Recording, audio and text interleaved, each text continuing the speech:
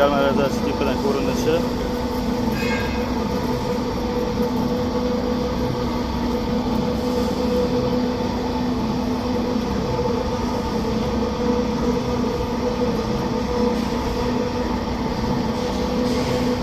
Yemimiz o'zi ancha mayda bo'lib qoldi.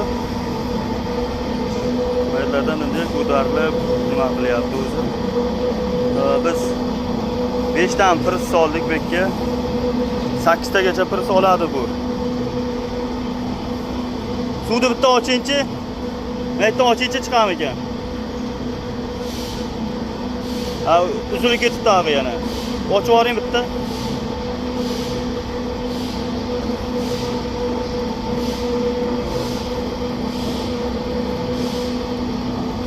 Hozir suvni bitta ko'rsataylik. Keyin yonidan ham ko'rinishini ko'rsatamiz.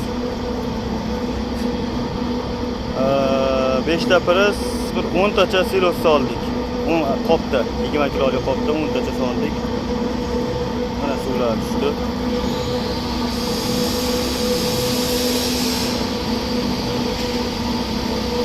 Namligi qancha darajada bo'lishini kommentariyga yozib ketasizlar. Biz ochib qo'yapmiz suvni. Suvni kranlari bor, g'ildiraklar bor apparatda. 3 kubali.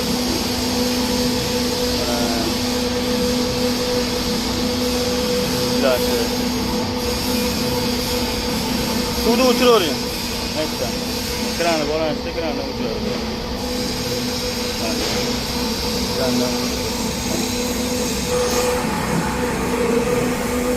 Mana aparatimizning ko'rinishi.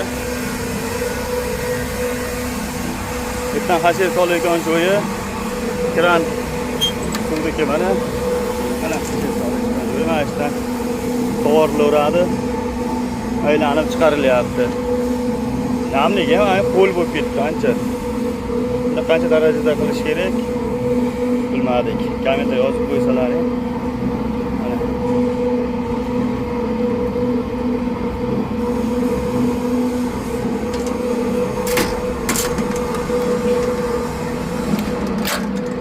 Buni ashyo chiqarayotgan ikkita og'zi bor. Bitta o'tirabida bitta.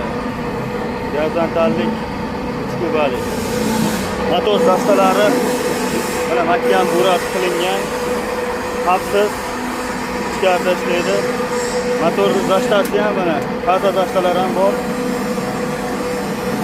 Mahkam qilingan bular. Motorda kuymasligini oldini oladi.